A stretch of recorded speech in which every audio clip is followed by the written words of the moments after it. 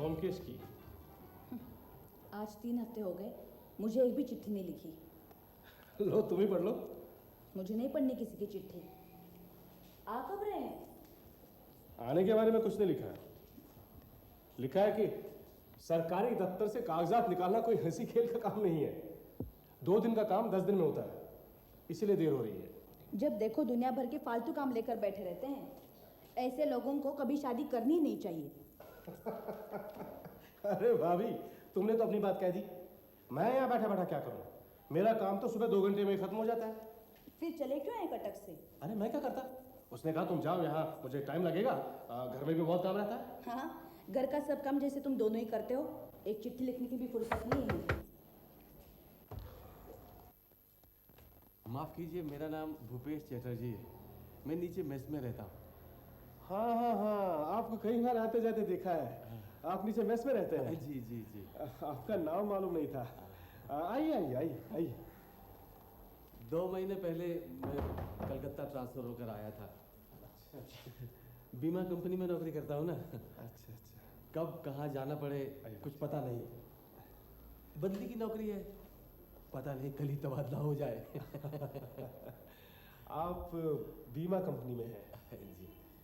माफ कीजिए, मैंने कभी बीमा नहीं किया और ना ही कराने का इरादा है। नहीं नहीं, आप परेशान ना हो। देखिए, मैं बीमा कंपनी में नौकरी जरूर करता हूँ, लेकिन मैं कोई एजेंट वेजेंट नहीं हूँ। मैं तो किसी और काम से आया था। जी। अकेला हूँ ना, शायद इसलिए। मुझे ब्रिज खेलने का बहुत शौक है, लेकिन जब से यहाँ आया हूँ ब्रिज खेल ही नहीं पाया। दिन ही नहीं करता। बड़ी मुश्किल से 2 आदमियों को तैयार किया है। वो हमारे ही मैच में नंबर 3 में रहते। अब 4था आदमी नहीं मिल रहा। यहाँ किसी को ब्रिज खेलने का शौक ही नहीं है। आप कह तो ठीक ही रहे। वैसे अब तो खेलने की आदत रही नहीं, लेकिन आजमा कर देख लेते हैं, बुरा क्या है? ये हुई ना बात। तो चलिए मेरे कमरे में चल के खेलेंगे, वहाँ सब इंतजाम है। आ जाइए। अरे राम बाबू, बनमाली बाबू, दोनों आ जाइए। आज मैं तिमंजले के अजीत बाबू को पकड़ लाया हूँ। आए अभी। आइए आइए आइए, यहाँ बैठिए, कुर्सी पे बैठिए, यहीं खेलेंगे। ये आज की 2 गड्डी रखी है, मैं जरा फटाफट चाय बना के लाता हूँ।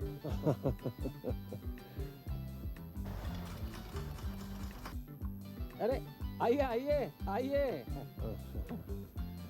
भाई मैं आप लोगों का परिचय करवा दूं, यह है रामचंद्र राय और ये है बनमाली चंद्र। अच्छा अच्छा, नमस्ते। दोनों एक ही कमरे में रहते हैं और एक ही बैंक में काम करते हैं। अच्छा। और आप हैं हमारे तिमंजले वाले अजीत बाबू, ब्योमकेश बाबू के साथी।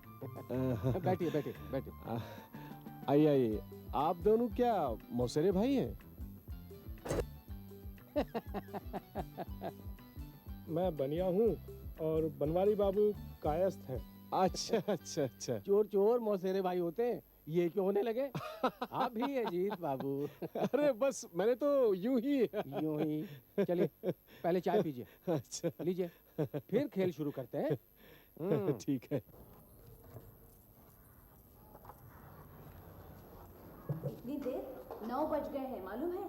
अरे भाभी, आज तो मजा आ गया। मैं तो सोच रहा था कि ब्रिज खेलना ही भूल गया हूँ, लेकिन जीत हमारी हुई। मालूम है, 2 आने जीता हूँ, 2 आने। 2 आने जीतो या 2 रुपए। इतनी देर बाहर मत रहा करो।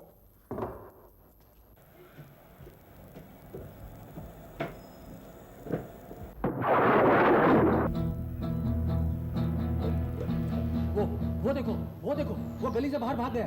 वो देखो, देखा आपने? वो गेरुए रंग का शॉल ओढ़े, वो देखो, वो भाग रहा, वो गया। मामला क्या है? आवाज सुनी आपने? इस खिड़की के नीचे गली से आई अभी। जैसे ही मैंने खिड़की खोली, दम से आवाज हुई और मैंने जब झांक के देखा तो एक आदमी दौड़कर गली से बाहर भाग गया।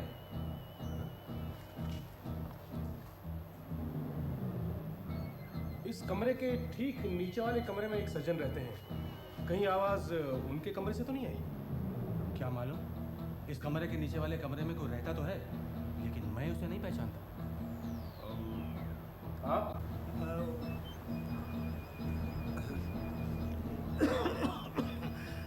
जी नीचे वाले कमरे में नटवरलाल नस्कर रहते हैं। हाँ हाँ हाँ। फिर चलिए, अगर वो सज्जन नीचे कमरे में हैं तो उनसे पूछते हैं कि आवाज कहां से आई। ताला तो खुला है, लगता है अंदर ही है।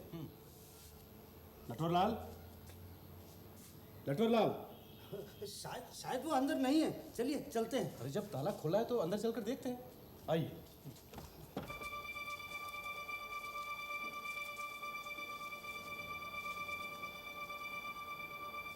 दरवाजे के पीछे लाइट का स्विच है, मैं लाइट जलाता हूँ।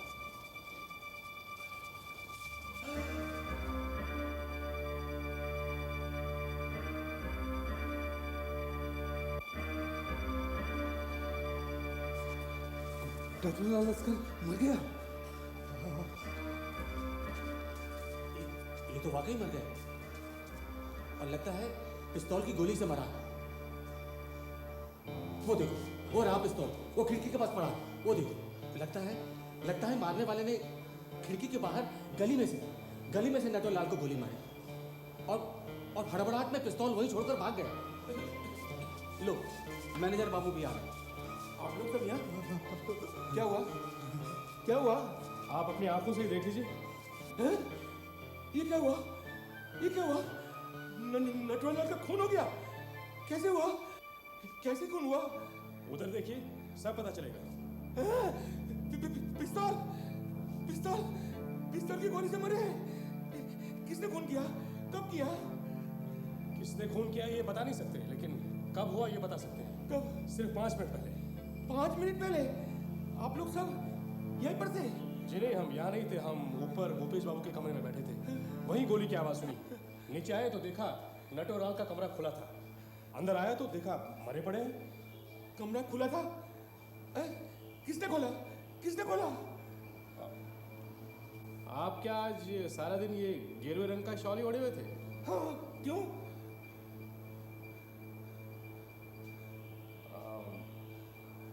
आप अभी घर से आए हैं या कहीं बाहर से आए हैं? क्यों? क्यों? बस ऐसे ही पूछ लिया। हाँ, पहले से निकला हुआ हूँ। कुछ जरूरी काम से बाहर गया था, लेकिन अब क्या करूँ? क्या करें इसका? सबसे पहले तो हमको पुलिस को खबर करनी चाहिए। हाँ, बिल्कुल ठीक, बिल्कुल। लेकिन अजीत बाबू, हमारे मेज में टेलीफोन तो नहीं है। आपके यहाँ तो है, आप जाके कर दीजिए ना। ठीक है, मैं पुलिस को खबर कर देता हूँ, लेकिन तब तक जब तक पुलिस ना आए ना, आप सब लोग यहाँ बाहर खड़े रहिए। आइए, चलिए।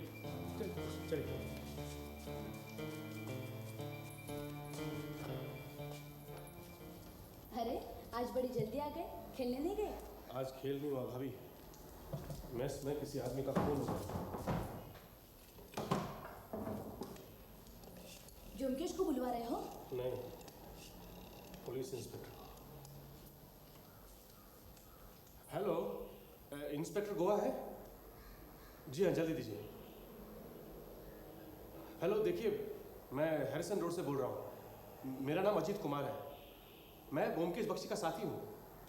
जी, देखिए, हमारी बिल्डिंग में एक मेस है, वहाँ किसी आदमी का खून हो गया है।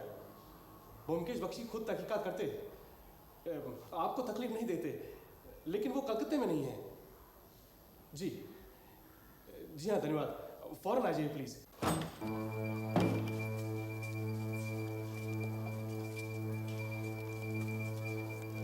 पिस्तौल उधर है।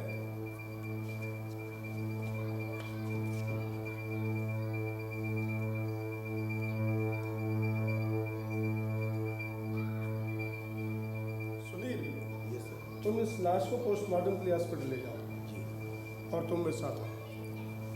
चलो।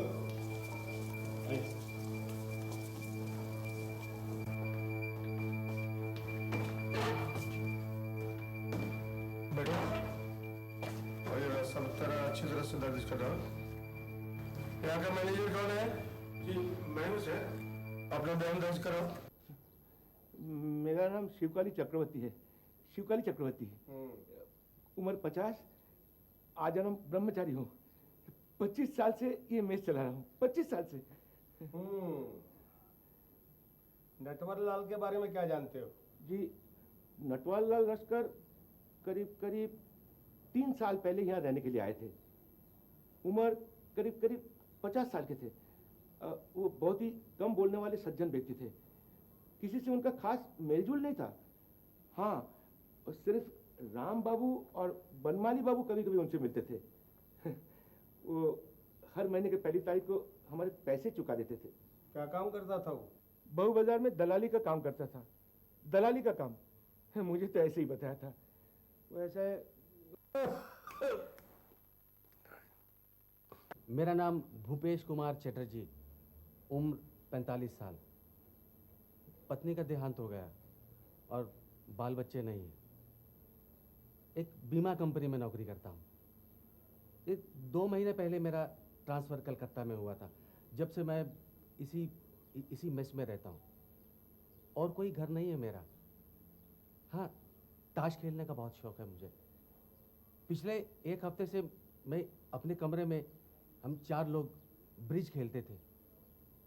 आज शाम को जब मैं अपनी खिड़की खोली तो नीचे एक बम से फटने की आवाज़ हुई। मैंने बाहर झांक के देखा तो एक आदमी को गेरुआ रंग का शॉल ओढ़े भाग रहा था। वो गली से बाहर भाग के चौड़े रास्ते की तरफ चला गया। कौन था वो, पहचानते हो?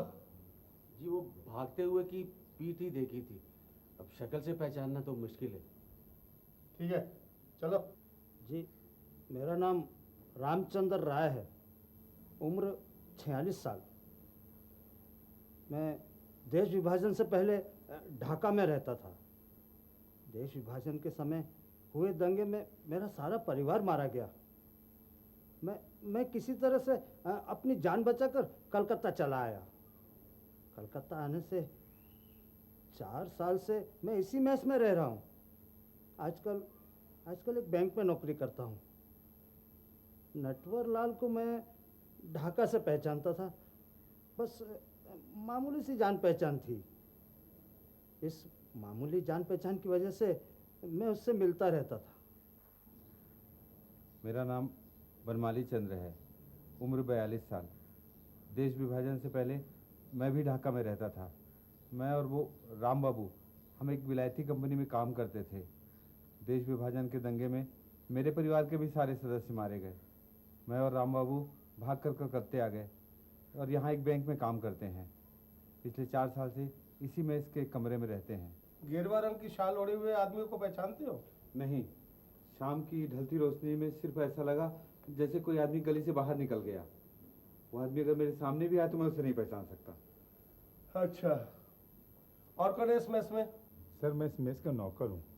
मेरा नाम हरिप्रदा है। 10 साल से काम कर रहा हूँ। मेरी उम्र 40 साल की है। नटवर बाबू को जब भी कुछ ज़रूरत होती तो मैं उनकी सेवा किया करता था। बहुत ही सज्जन आदमी थे। शाम को जब खून हुआ था तब की बात बताओ, तब उसे देखा था? शाम को 6 बजे सुरेन बाबू ने मुझे बाहर से आलू की चाट लाने को कहा। जब चाट लेकर वापस मैं ऊपर जा रहा था तो नटवर बाबू के कमरे से कुछ आवाज़ें आ रही थी, जैसा झगड़ा हो रहा हो। कमरे का दरवाज़ा बंद था, इसलिए अंदर कौन था कुछ पता नहीं चला। तभी मुझे कुछ ऐसा लगा कि किससे नटवर बाबू झगड़ा कर रहे हैं। शाम को कौन गया था उसके कमरे में?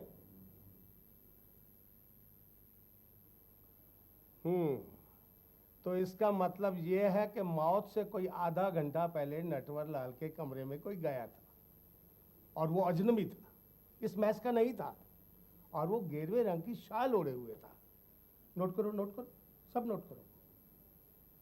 और देखो अजीत बाबू और मैनेजर बाबू, जब तक इस केस का फैसला नहीं होता आप मेरी इजाजत के बगैर कलकत्ता से बाहर नहीं जाएंगे।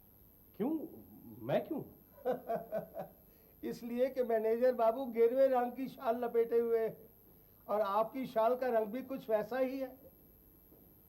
ये गेरुआ कहाँ है? ये तो कथे रंग की शाल है। दूर से यही गेरुआ लगता है, क्या समझे? चलो अब मैं खाना तलाशी लूंगा और मेरे साथ। तुम एक काम करो, तुम इस नटवरलाल मृत्युकांड को तरतीबवार लिख डालो और जब वो वापस आ जाएंगे तो उन्हें पढ़ने को दो। देखो शायद कोई काम बन जाए। शाबाश भाभी, तुमने तो 1 लाख रुपए की राय दी। मैं भी शुरू हो जाता हूँ। अरे इस काम के सामने ताश कुछ भी नहीं है।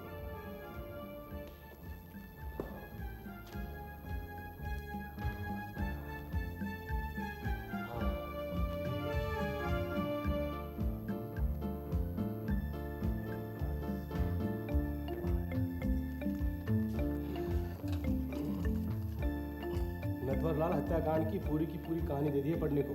अब देखते हैं क्या कहते हैं ब्योमकेश बाबू। तुमने ये भी बताया कि ये सब लिखने की राय मैंने दी थी? हाँ बाबा, बिल्कुल बताया है, मुझे भी तो यही रहना है। इंस्पेक्टर ने तुम्हें शहर बंद करके रखा है? हाँ। क्या समझता है अपने आप को? उसे तो मिलना ही होगा। यहाँ तो पहले उस क्या भूपेश बाबू से नीचे मिल लेते हैं। लो, शुरू हो गए फिर से। अरे आइए आइए आइए, नमस्कार। नमस्कार। नमस्कार। ब्योमकेश, ये भूपेश बाबू, ये राम बाबू और ये बनमाली बाबू। नमस्ते। कितने भाग्यशाली हैं हम के हमारे यहाँ ब्योमकेश बाबू पधारे।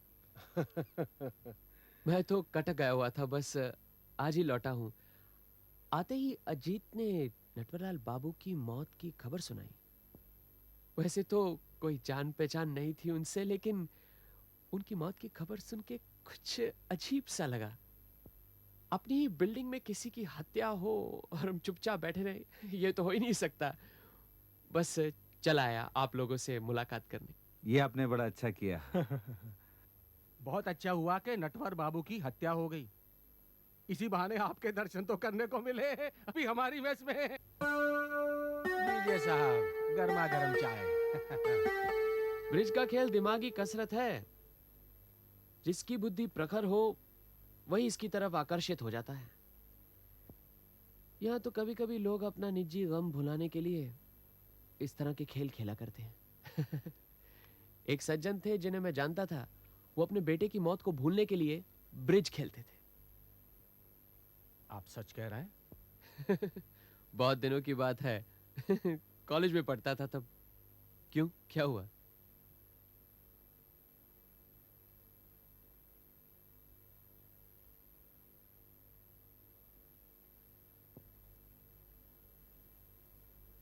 मेरे बेटे की तस्वीर है।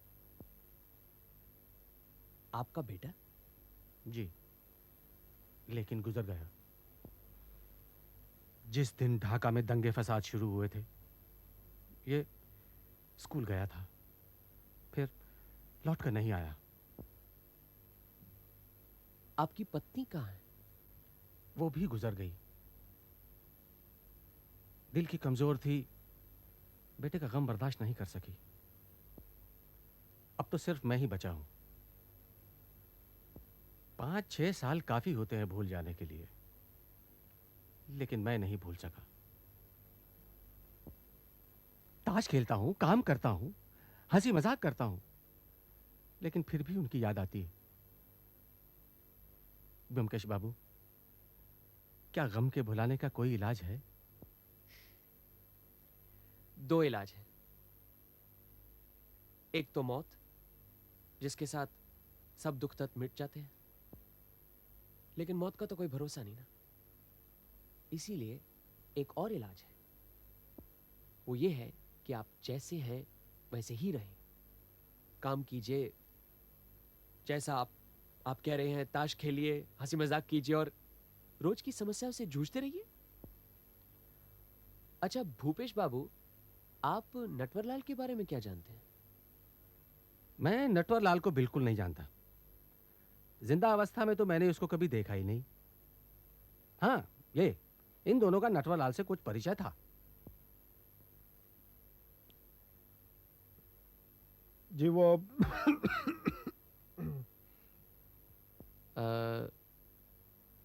नटवरलाल कैसे आदमी थे, आप कुछ बता सकते हैं?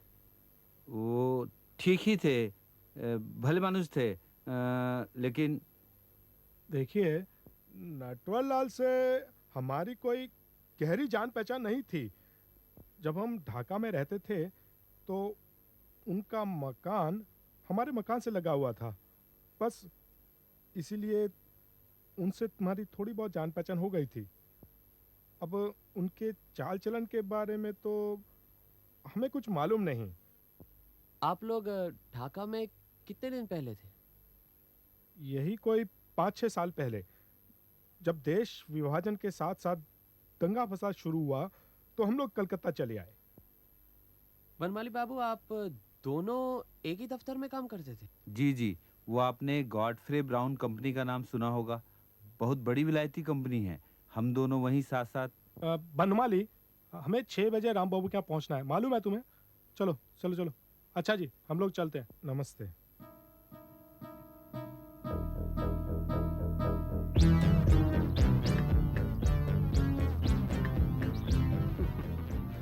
ब्योमकेश बाबू, आपके सवाल तो सीधे सीधे थे, लेकिन राम बाबू को आपकी कोई बात कहीं बुरी लगी है।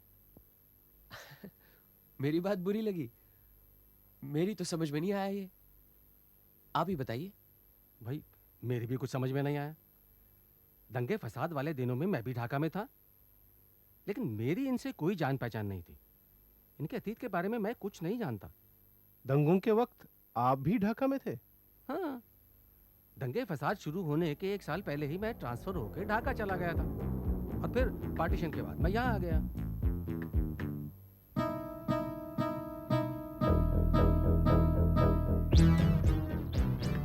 बहुत बहुत धन्यवाद भूपेश बाबू, आपको बहुत कष्ट दिया। नहीं। चलो जल्दी इंस्पेक्टर से मिलें। अजीत बाहर आ ही गए हैं तो पिछवाड़े की गली में देख लेते हैं। कौन सी गली? अरे यहीं, जहाँ से वो बादामी शॉल ओढ़े आदमी गोली मारकर भाग गया था। 3 दिन बाद भी क्या हत्यारे का कोई निशान मिल सकता है? अगर ये खिड़की खुली रहे हाँ, तो कोई भी आदमी आसानी से गोली मार सकता है। वो देखो। ये तो भूपेश की खिड़की से भी पता चल सकता है।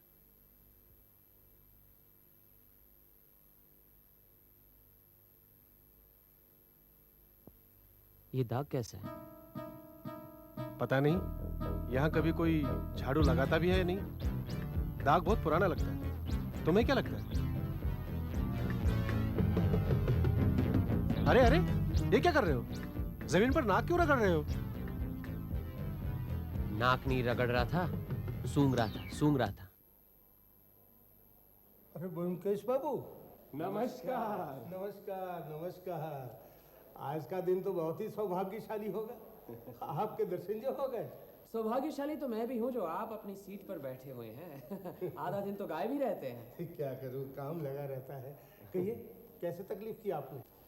नटवरलाल के खून के मामले में आप कहाँ तक पहुँचे हैं? हत्यारे का पता चला? ब्योमकेश बाबू बैठिए, बैठिए। आपको मालूम है इस कलकत्ता की आबादी कितनी है? बताइए। कभी गिनकर तो नहीं देखा। 50 लाख तो होगी। चलो 50 लाख ही से, यानी आधा करोड़ की आबादी में एक ऐसे आदमी को जिसने गेरुए रंग की शाल ओढ़ी हुई हो, ढूंढना आसान है? आप ढूंढ सकेंगे उसे? मेरे पास अगर सारे क्लूज मौजूद हों तो जरूर ढूंढ सकता हूँ। देखिए, वैसे तो बाहर के आदमियों को सारी बातें बताना कानून के खिलाफ है, लेकिन फिर भी मैं आपको बताता हूँ। पूछिए। नटवरलाल के रिश्तेदारों के बारे में कुछ पता चला? अखबारों में इश्तेहार दिया था, लेकिन कोई सामने नहीं आया। पोस्टमार्टम की रिपोर्ट क्या कहती है? दिल के पास की हड्डी को तोड़कर गोली सीधी दिल को जाके लगी है। जो पिस्तौल मिली है उसे मिलाकर देखा है, ये गोली उसी पिस्तौल की है। और कुछ? वैसे तो नटवरलाल का स्वास्थ्य ठीक था, सिर्फ एक आंख में रतौली निकलने वाली थी। पिस्तौल का मालिक कौन है या था? अमेरिकन फौजी पिस्तौल है, काले बाजार में मिलती है। मालिक का पता लगाना बहुत मुश्किल है। कमरे की तलाशी में कुछ मिला? ज़रूरी चीज़ें जो मिली हैं उधर उस टेबल पर रखी। एक घड़ी है, नगद 5 रुपए हैं, बैंक की पासबुक है और अदालत की राय के कुछ कागजात हैं, वो सामने रखे। अगर आप देखना चाहें तो देख सकते हैं।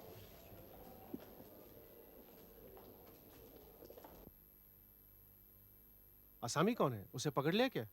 नहीं, अभी नहीं, पकड़ा नहीं गया। लेकिन मुझे तो यहाँ आने से पहले ही पता चल चुका था कि वो कौन है। लेकिन इस इंस्पेक्टर के सोचने का तरीका ही कुछ अजीब है। आसामी को पकड़ना इसके बस की बात नहीं, कुछ उल्टी खोपड़ी का है। नटवरलाल का खूनी कौन है? क्या कोई जान पहचान वाला आदमी है? वो बाद में बताऊंगा। तुम एक काम करो, घर जाओ और आज शाम को हमारे यहाँ एक टी पार्टी रखो। T party? सुनो तो सही, भूपेश, राम बाबू, बनमाली बाबू सबको बुला लो। हाँ। यहाँ कलकत्ते में एक गॉडफ्रे ब्राउन की बड़ी कंपनी है। मैं वहाँ जाकर राम बाबू, बनमाली बाबू के बारे में पूछताछ करके आता हूँ। मैं वहाँ जाता हूँ, तुम घर जाओ। चलो। क्या बात है मुकेश? हैं? गॉडफ्रे ब्राउन में क्या पता चला है? पहले ये बात जान लो कि नटवरलाल का पेशा था ब्लैकमेल करना। अच्छा? हाँ। अच्छा, वो भूपेश बाबू, राम बाबू, बनमाली बाबू को न्योता दे आए हो? हाँ, आज शाम को तीनों आ रहे हैं। लेकिन ये गॉडफ्रे ब्राउन में क्या पता चला? पुलिस स्टेशन में नटवरलाल के सामान में अदालत की राय की एक नकल थी। उसे पढ़कर पता चला कि गॉडफ्रे ब्राउन के ढाका वाले ब्रांच में रास बिहारी विश्वास और बन बिहारी विश्वास नाम के दो भाई खजांची और उसके सहायक का काम करते थे। करीब 7 साल पहले रुपए की हेराफेरी में दोनों गिरफ्तार हो गए। रास बिहारी को 2 साल और बन बिहारी को 3 साल की सज़ा हुई। अदालत की इस राय की नकल नटवरलाल ने हासिल की। तुम्हें याद है उसकी डायरी में लिखा हुआ था कि हर महीने उसे 80 रुपये मिलते हैं। किससे? रास बिहारी विश्वास और बन बिहारी विश्वास से। आज मैं गॉडफ्रे ब्राउन की कंपनी में गया और चोरी के मामले में छानबीन की। बात तो सच है, इसमें कोई शक नहीं कि नटवरलाल उन्हें ब्लैकमेल कर रहा था। लेकिन रास बिहारी, बन बिहारी, ये कौन है और कहाँ रहते हैं? ज़्यादा दूर जाने की ज़रूरत नहीं। आपने नीचे वाले मेस में कमरा नंबर 3 में देखो, वहीं मिलेंगे। क्या राम बाबू और बनमाली बाबू? तुम्हारा अंदाज़ा कुछ कुछ ठीक ही था। दोनों मौसेरे भाई नहीं हैं, सगे भाई हैं। और अगर चोर चोर मौसेरे भाई की कहावत को सत्य रूप देना चाहते हो तो मौसेरे भाई कह सकते हो। नहीं नहीं नहीं नहीं नहीं, क्या? ये लोग नटवरलाल का खून नहीं कर सकते हैं, क्योंकि जब नटवरलाल का खून हुआ ये लोग दोनों। अच्छा, सब्र करो, सारी कहानी तुम्हें आज शाम की पार्टी में पता चल जाएगी।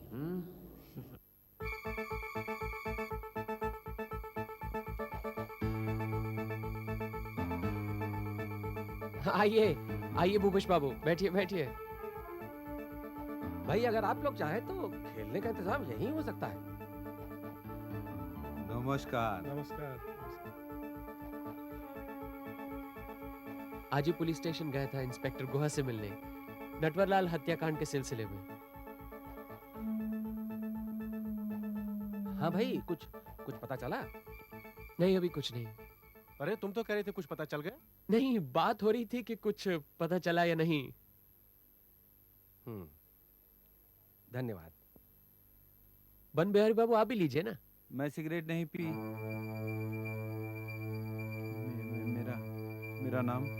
मैं जानता हूं कि आप दोनों सगे भाई हैं। आप दोनों का असली नाम रास बिहारी विश्वास और बन बिहारी विश्वास है। नटवरलाल आप दोनों को ब्लैकमेल कर रहा था।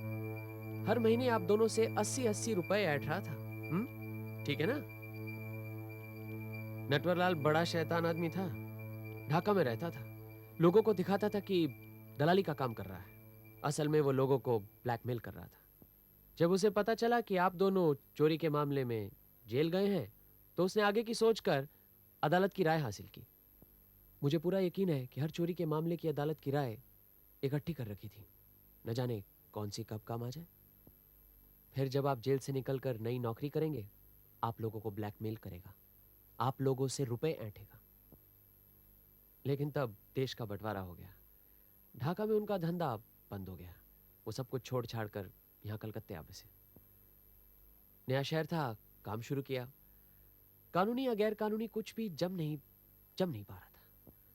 संयोग की बात है कि वो इसी मेस में आया। आप लोगों को देखा, पहचान गया। उसने पता लगाया कि आप दोनों अपना असली नाम छुपाकर किस बैंक में काम कर रहे हैं।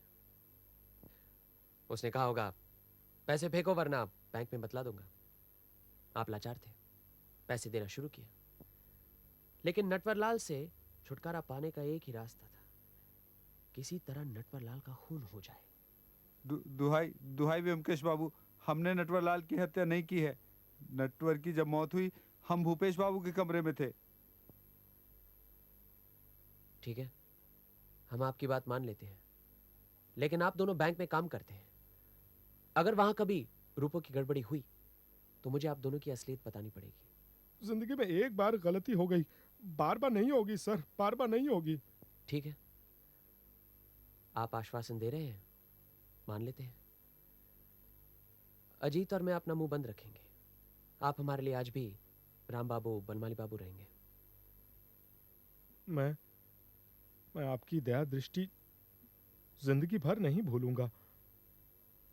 आज आज कुछ अच्छा नहीं लग रहा है। मन भी बहुत बेचैन सा हो रहा है। मैं आपसे आज्ञा चाहूंगा, मैं जाकर कुछ सोना चाहता हूँ। ठीक है, जाइए। मैं भी भैया के साथ जाता हूँ, कोई जरूरत हुई तो। हाँ, जरूर।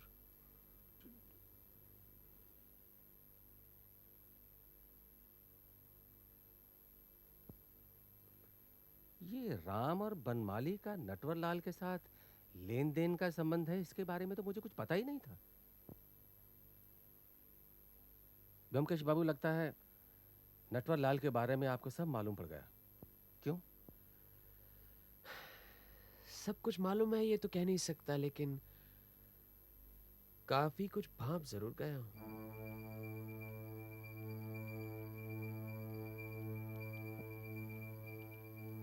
आपको जो कहना है वो कहिए।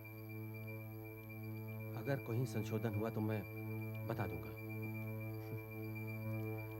अजीत, तुमने जो नटवरलाल की मौत के बारे में बयान लिखा था, उसे पढ़कर ही मुझे खटका सा लगा। पिस्तौल की गोली की आवाज बम या पटाखे की आवाज जैसी नहीं होती, लेकिन ये बात तो साफ है कि नटवरलाल की मौत पिस्तौल की गोली से हुई। उधर नटवरलाल की खिड़की में पिस्तौल मिली।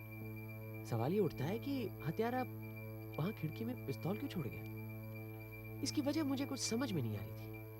मुझे लगा कि इस सहज और स्वाभाविक माहौल की आड़ में जरूर जबरदस्त धोखा है। फिर आज जब हम पुलिस स्टेशन गए तो लगा चलो गली में भी देख लें, शायद कोई क्लू या निशान मिल जाए। और हमें निशान मिला।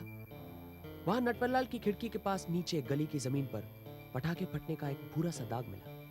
नीचे सूंघकर देखा तो हल्की सी बारूद की बू भी आ रही थी। इसका मतलब है कि किसी ने ऊपर से पटाखा फेंका। ऊपर यानी कि भूपेश बाबू के कमरे से। अब आते हैं भूपेश बाबू के कमरे में। उस दिन शाम को भूपेश बाबू अपने कमरे में गए। रात को बन बिहारी और रास बिहारी ताश खेलने आए, लेकिन अजीत के बिना खेल शुरू नहीं हो पाया। 2-3 मिनट बाद अजीत के कदमों की आहट सुनते ही भूपेश बाबू खिड़की की तरफ गए। साथ ही साथ एक धमाकेदार आवाज सुनाई दी। रास बिहारी और बन बिहारी भी खिड़की की तरफ भागे। भूपेश बाबू चीख उठे, अरे वो देखो गली से भाग रहा है, गेरुआ शॉल ओढ़े हुए। रास बिहारी बन बिहारी ने झांक कर देखा। वहां जहां गली बड़े रास्ते से जा मिलती है तो लोग आ जा रहे थे। अब अगर कोई कोशिश करे तो इस तरह की गलतफहमी पैदा करना तो बड़ा आसान था। फिर महस के नौकर ने बताया कि शाम को नटवरलाल के कमरे से कुछ आवाजें आ रही थी। ऐसी आवाजें जैसे कोई झगड़ा कर रहा हो। अब ये हो सकता है कि उस वक्त जो नटवरलाल के कमरे में था, खून उसी ने किया है। अपने बचाव के लिए मौत का समय 20 या 25 मिनट आगे बढ़ा दिया। 20 या 25 मिनट का फर्क पोस्टमार्टम की रिपोर्ट से पकड़ा नहीं जाता। बस ये बातें सोचकर मुझे ऐसा लगा कि खून करने वाला बाहर का आदमी नहीं, बल्कि अंदर मेस का कोई है। बस ये सब सोचकर मैं भाप गया कि सारा शक आप पर पड़ता है भूपेश बाबू, सिर्फ आप पर। उस शाम को करीब 6 बजे आप अंधेरा होते ही चुपचाप नीचे उतरे। आपके हाथ में पिस्तौल थी। आप नटवरलाल के कमरे में गए। बातचीत हुई, गर्मा गर्मी हुई और आपने पिस्तौल निकालकर उन्हें गोली मार दी। फिर आपने खिड़की खोलकर पिस्तौल वहीं अटका दी और चुपचाप अपने कमरे में वापस आ गए। फिर रास बिहारी बन बिहारी आपके कमरे में आए ताश खेलने के लिए। आपने जाकर अपनी खिड़की खोली, पटाखा फेंका, धमाके सी आवाज सुनाई दी। बन बिहारी और रास बिहारी खिड़की की तरफ भागे। फिर आपने उस गेरुआ चादर ओढ़े काल्पनिक आदमी की कहानी सुनाई। फिर क्या, पुलिस आई, लाश लेकर चली गई। खेल खत्म। क्यों, कहीं कुछ रह गया क्या? नहीं, सब ठीक है। गलती मुझसे हुई थी। आप इतनी जल्दी लौट आएंगे ये मैंने सोचा भी नहीं था। मैंने सोचा था जब तक आप वापस आएंगे तब तक ये खून का मामला ठंडा पड़ जाएगा।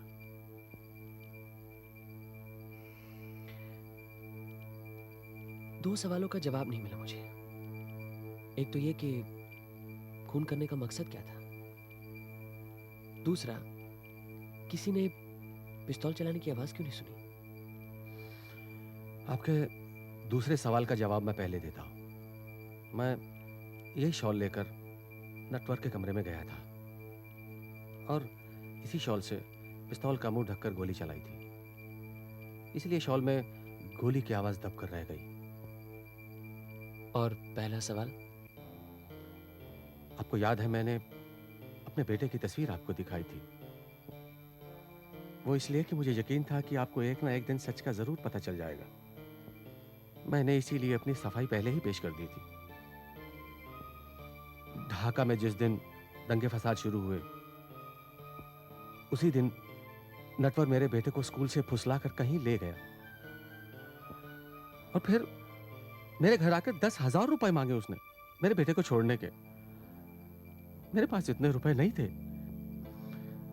मेरे पास जो था मैंने सब दे दिया, अपनी पत्नी के गहने भी दे दिए। वो लेकर चला गया, लेकिन मेरा बेटा वापस नहीं आया। इसी गम में मेरी पत्नी भी चल बसी। कुछ साल बाद जब मैं कलकत्ते आया तो अचानक मुझे नटवर दिखाई दिया। मैं उसके पीछे हो लिया और जिस मेस में वो रहता था मैंने भी वहीं रहना शुरू कर दिया। और फिर मैं समझ गया, और कहने की जरूरत नहीं। अब आप मेरे साथ क्या सलूक करेंगे? साहित्य सम्राट शरद चंद्र ने कहा कि कौवे को मारने से फांसी नहीं होती। मेरा तो दृढ़ विश्वास है कि गिद्ध को मारने से भी फांसी नहीं होनी चाहिए। आप बेफिक्र रहिए, मेरे साथ पुलिस स्टेशन चलिए, अपना किस्सा सुनाइए। अदालत में केस जाएगा, लेकिन मुझे तो पूरा यकीन नहीं बल्कि पूरा भरोसा है कि अदालत जरूर सहानुभूति से पेश आएगी।